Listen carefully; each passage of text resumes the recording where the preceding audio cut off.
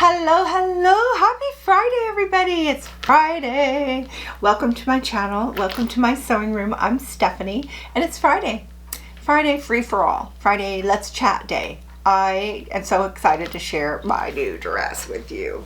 So I'm calling this third time's a charm because it's like the Goldilocks, right? I said the first dress was too small, the second dress was too large, and this one is just right. So if you didn't see my video last Friday, because I'm here every Friday, it's terrible, sit still. I made the fit and flare, and I had fit issues, and so I wanted to work on that, and so this is the result. And what I will say is, if you watched last week, both dresses were great, and actually the dress that I said was too small was the more flattering one, because it just gave it shape right in here. And I'd rather have it come in right here because I want this to be diminished right here. And it was better in this dress. And this dress was a little bit clingy, but not like the red one. And I wore the red one on Sunday, and with a jacket on, I was totally comfortable. The other thing I did different, let me show you me wearing this dress. Okay, so this is the one I'm calling Just Right. It's still a little bit clingy right in here. It's probably this fabric's not as slinky as the other, but it's not as, for me, just the way it feels is a little bit less clingy. I love the pockets. I don't care if they stick out. I'm not doing it without pockets. It's just so comfortable to, you know, have someplace to put my hands. So, fit and flare. It's way cuter with a little jacket. And I'm going to show you a picture of the jacket that I like to wear with this. And yeah, I'm happy with it. Get the hair out of the way so you can see it. Fit and flare. So if you didn't notice, the other thing I did different is I lengthened it about an inch, because I intend this to be a church dress, and I wanted it to be a little longer, especially because right now I'll wear leggings with my dresses, but when it warms up, I'll probably go bare leg, and I would like it to my knee. And whereas just running around to the grocery store, I might wear it an inch or two higher, only because I'm not really tall. I'm not short either. I'm just right in the middle at 5'5" and a half, 5'5" and 3/4. Probably shrinking now. You know, you hit that age where it starts going backwards, right? I might be getting there. So I don't know. So I think that's it for the fit and flare for now. If I need a quick and easy dress just to get some lovely fabric in my closet, I know this pattern is going to be a go-to. Easy. And I also thought it'd be fun to do different sleeves. Would be fun with this. I like this dress. It's a good dress for the apple body shape. I know a lot of you watching also have an apple body shape. And if you don't know what that is, we're just bigger on top and littler on the bottom. So littler in the hips and legs, but bigger in the tummy, you know, bust, shoulders. So, you know, this is just a dress that kind of sort of slims right past and down. One of the things I would say you want to avoid with an apple body shape is anything that nips in at the waist and flares out into a skirt, because that shows off the worst part and hides the best. It just does, because you're slim in the hips, so you don't want this poofy dress. So just a little, that's better. And this dress fits the bill. So I guess what's next? What am I going to make next? I will say I'm definitely looking for an Easter dress. And on that note, at my Joann's, and I notice it's not the same everywhere. Is it just me, or does it seem like sometimes the pattern's on sale for you and it's not for me, and blah blah blah? So Simplicity was on sale at my Joann's, and I only bought 2 new ones because I have a lot of patterns, and so I didn't see a lot new that I wanted, but these 2 I do not have, and I was intrigued by both of them. And it's funny because almost all of these patterns have a lot in common. So I must have been on a theme in my mind. This is Simplicity 9642. What I liked about it was the simple shape. It had some gathering right under the bust. It had really cool sleeve options. All 3 are cool sleeve options. It had ruffle on every version. So it's just a pretty, I thought ruffle, that sounds like Easter, right? So I picked that one. And then this is Simplicity. Oh, let me tell you what fabrics would go with 9642. Velvet, rayon, silky, soft, cotton. So any little lightweight woven would be nice. And I don't have a lot of that, so I would have to probably buy something for this. This one is This is Simplicity 9134. It also has a little bit of gathering right at the bust, but it's different because it's Pintex and it's not all the way across. It is on the right and on the left bust area gathered, and I thought that might be kind of like long and pretty and flowy and also diminishing at the waist. I don't see any pockets. I would add those. Not sure I would do the totally long version. That's a whole lot of fabric to be on the body. I don't love that, but the shorter version might be kind of cute. And it looks like it's kind of princess seam, so it's got the side panels and then the front and back panels. So this is intriguing. That's kind of the feel I have on this dress, which is the princess seams. So I don't know. That one looks for cotton chambray. I feel like I'm yelling. Am I yelling? I do that on my cell phone. Do you do that on your cell phone? Cotton, chambray, gingham, linen, cotton lawn, gauze, poplin, seersucker, shirtings, voile. How do you say V-O-I-L-E? Oh my gosh, I know you've already told me. Sorry about that. So, 2 cute dresses. And while I was there, I almost always can find another new look that I love. I just love new look because it's fast and easy kind of patterns, and I love fast and easy. So this one is 6574, and it's got the same shape as these two. I lost those. Same shape as these two. A little gathering under the bust, a little emphasis right in here, and then flare out. And I love that shape. So this is a great. I like the collar. This is super simple, but this looks like it's for knits. No, Shelly. See, I got that one right. You guys had to teach me how to say that one. Crepe, double Georgette, lightweight linen, silky types. Wow, so it has a zipper up the back, so this would be cute. I don't know if I would do the long or the knee. I have a lot of the Olympia dress, and those are all long. So I do like some long, but I also like the knee length because it's just nice and proportionate, I think. So the other new look I got, and I don't even know why I got this, to be honest with you. It's not the shape that I like. I don't like that dolman sleeve. That's so doesn't. It's like because the dolman sleeve kind of goes out down here and like this, you lose all that shape right here, which I feel like as a person who is trying to diminish excess weight here, when you just sort of balloon it out right here where it needs to come in, then I don't know, then you come in right here. I don't know. Why did I buy this?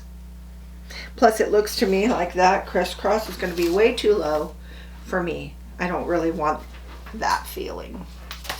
Maybe I shouldn't have got that one, and it wasn't on sale. Okay, so also in future plans, there's something I want to tease you with, a little sneak peek. Can we do that? Are we a sneaky peek? A little sneak peek? I'll show you this.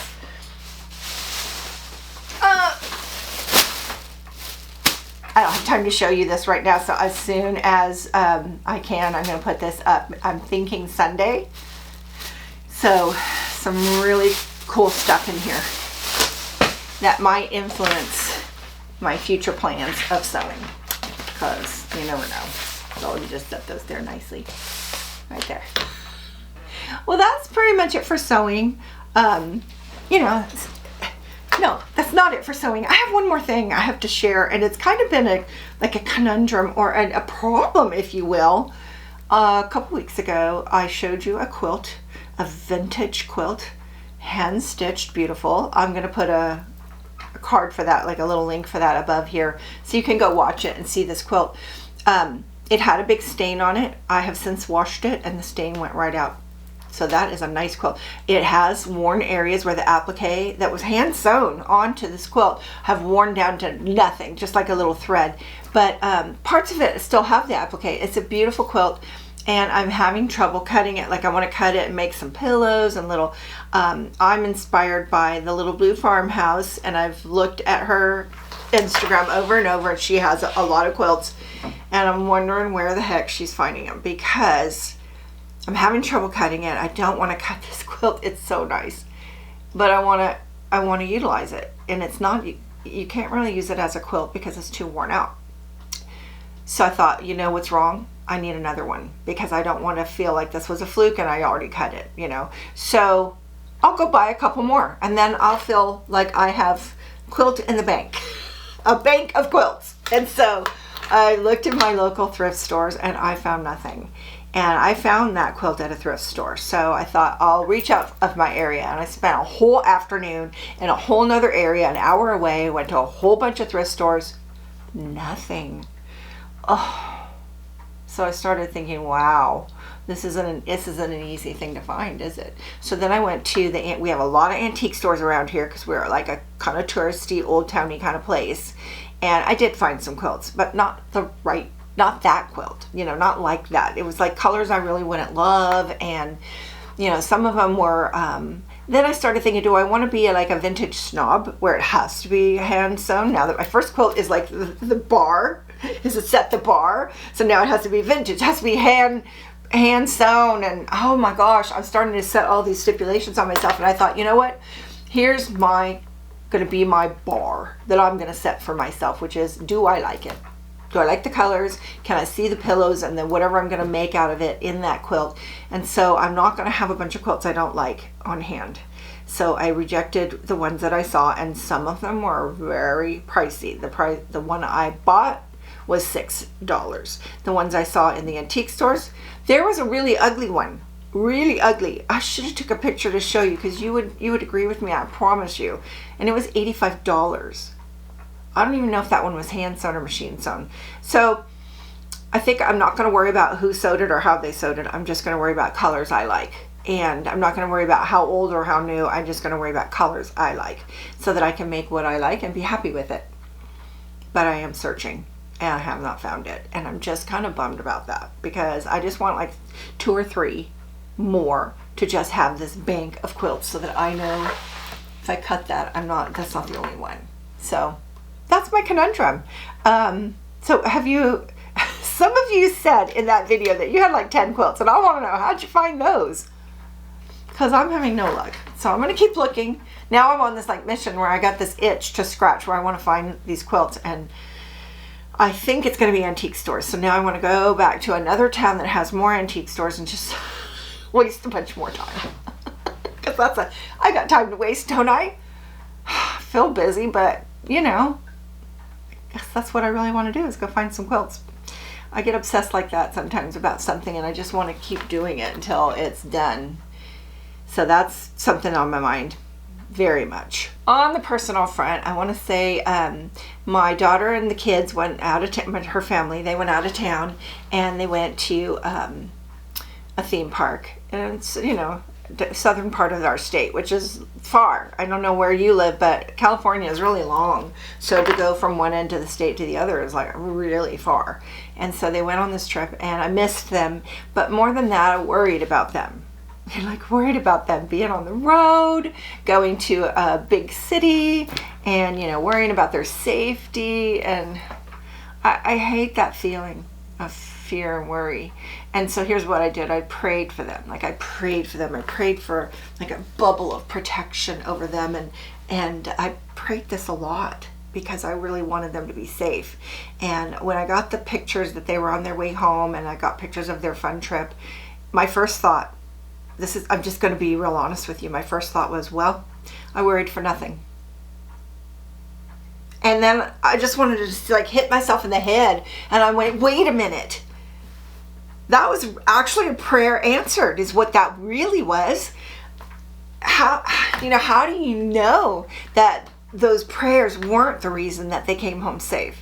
You know, I mean, why would I go to this immediate thought of what a waste of praying, what a waste of worry, what a waste of fear? No, those were prayers answered. And so that's I was kind of wanting to rewire myself a little bit and just say, you know, you got to be grateful for when you ask for something. Because like I hate to pray for things, like for selfish things. Like I would never pray for a parking spot or something like for me. But I wanted that. I wanted them to be safe. And if I pray for it and it happens, I've got to be like so grateful and so sure that that was what that was. That was a prayer that was answered. And kind of on that note, we're in the Lent season. I don't know what your beliefs are, and I respect that, but we're in a Lent season, and it's kind of a season of reflection and kind of thinking about things you might want to change in your life and offering it up to God. And so a lot of us give something up that we would like to change in our life, and just kind of pay that penance and do that hard thing, and the harder the better. But one of the ones I read on one of my Facebook groups was somebody was giving up fear and worry, and that wasn't mine. But when I heard it, I thought, oh my gosh, could I even give up fear and worry? I'm quite a worrier. Like, I worry by nature. I probably was 4 years old worrying about something. Before I was a Catholic, I used to say, I'll make a good Catholic. I feel guilty about everything. I don't know why I thought Catholics felt guilty, but maybe it was the Lent thing. But all I can say is, I would like to give up fear and worry. And since I heard that statement, so the more things you can say in public that might help somebody, that little thing has stuck with me. And I keep thinking, when I start doing fear and worry, I keep thinking, no, I want to give that up. I want to give that up to God and not have fear and worry in my life anymore. It's certainly been a challenge for me, and I'm working on it, but I just wanted to share that with you because maybe you're like me and you wanted to hear that from somebody. There you go. So good luck to you getting rid of fear and worry. What do we need it for? It means nothing, and it gives nothing, and it solves nothing. It's like whatever's going to happen is going to happen. Whether I feared it and worried about it doesn't change it. So I need to just not have that. I don't want that in my life anymore. So working on it. Totally. There are personal things. My grandkids are coming over tomorrow, and I can't wait because we missed them when they were gone. And so I've been talking about my new garden path. It's like this forest walk, that a new discovery. If you watch every Friday, you know what I'm talking about. You're going to be hearing about it a lot because it's so freaking pretty. And I told hubby that I wanted to do, this is kind of a long version, but I'm going to tell it anyway. I have a friend on YouTube called Cindy, and she has a channel called Mimi's Mixed Bag. And at some point I was going to do a podcast, and they're actually really interesting, but I just decided it was taken away from my YouTube channel, so I stopped the podcast. But I have 6 episodes, I think. And if it's still there, I don't even know if it's still there, but if it's still there, I'll put a link to it in my description. But I interviewed Cindy from Mimi's Mixed Bag. She does like home decor. My little flower arrangement back here, I did that from her channel. Love that. Still love that. So I had interviewed her, and so when I did a list of questions to ask her, one of them was, ask me about my viral video. And so I'm like, you have a viral video? She goes, I do. So I asked her on the podcast, and you can hear it if you listen to that. But basically, she had taken this tree stump in her yard and turned it into a gnome house with her husband helping her. And I never forgot that, and I thought it was such a cute idea. So I told hubby, on our new garden path, I think I want to do like little sneaky decorating where it's like you're walking along and you see something like peeking out, and it's like going to be of interest. And so I thought we'd have the kids create a little gnome or fairy house out of a stump or a tree. And he loved the idea. So they don't know about it yet, but we've purchased a few things at the dollar store, and we're going to make things out of bark and twigs, and hubby's going to help because he's quite the artist. And so that's our project for tomorrow. So stay tuned. I would be happy to share that with you. I hope it turns out cute, and I know it will. And I hope they have fun with it. And I told hubby, whatever it is and whatever they do, make it sturdy so it'll last long time, so that when they grow up, they can come back and find their little fairy house on the trail. And whenever we walk on the trail, we're gonna look and see that, and what a cute memory we'll have, right? So honestly, they can play with the weirdest things that you don't plan or you don't buy. I mean, last time I had them, they played in the stairwell of my house. I have a 2-story house, and they closed the door and they made it into like a nest of things, and they rode the stairs down, and there was no toy I bought, nothing I planned to make that happen. So, you do these plans and they don't always end up being anything, but I'm excited about this idea, and just having them and just being outside. It's been so rainy, and it's going to be nice to just go outside and look forward to that. I'm just, ready for spring. I'm so ready for spring. I'll give you a daffodil update at the end if you want to stick around. I will take you back through that same garden, and I will show you a few that I have that are actually blooming, and they're in a different area that's not a garden. I feel like I have a secret garden of my own here because I'm not the only person who's lived here, and lots of things are there that somebody put there before me, and it's mostly my mother-in-law because my husband grew up in this house and she loved gardening and she planted a lot of stuff that just got overgrown. And so down by our seasonal creek there's a bunch of daffodils, and I know she planted them. So go visit her and see what she's got blooming down there. So I'll take you on a little tour around the gardens. Nothing big yet, but it's coming. It's coming soon. So that's it for me. I hope you're having a great weekend. I'd love to hear what you're working on. You guys love to share, and I love to see, and I hope you go look too, because everybody shares what they're working on. You might see something you want to try, like a pattern that you haven't tried. When I'm going down the comments, I stop before I even answer and go look. I go look and see what they're making. Do I want that? And lots of times I do. So let's hear it. If you want to share, if you don't, just tell me how you're doing, and I love to visit in the comments. It's such a fun place, and feel free to comment on other people's comments. It's quite a fun group in there. So I'll just say thanks for watching. I will see you next time here every Friday. Hit the thumbs up, subscribe, and leave a comment, and if you want to stay for the garden update. Thanks for watching. See you next time. Bye now. Look at all of these daffodils that are about to bloom. You just have to ignore that sound. Our power's turned off today, so that's the generator. So blessed to have it. We had this whole area cleared out last summer, and it was all overrun with blackberry bushes, kind of like that up there, but all up in here. So these daffodils have been struggling to bloom for many years. And it's going to be really pretty, like a little hill full of daffodils.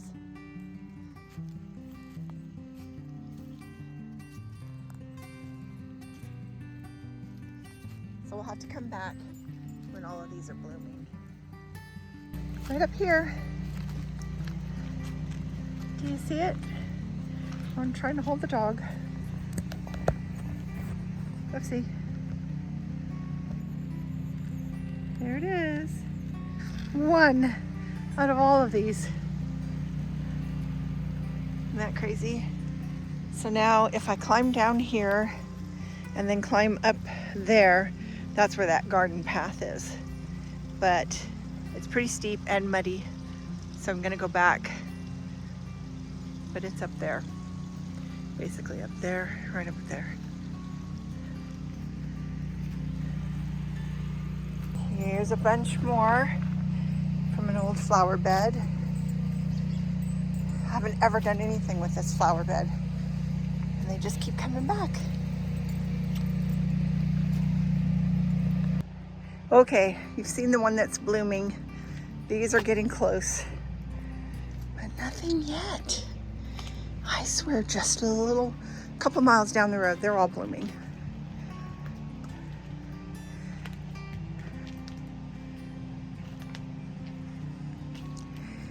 And during that last rain, I planted a bunch of poppy seeds all up in here, and then right in this triangle, wildflowers.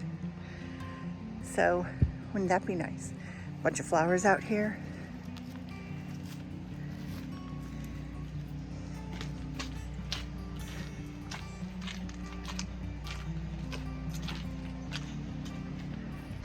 The view out my sewing room window. So pretty today. You can hear everybody's generator going right now. It's a planned power outage, so you can hear their generator, and our generator. So we can all have power. We're so lucky to have those. Okay, that's your update. Bring on the flowers.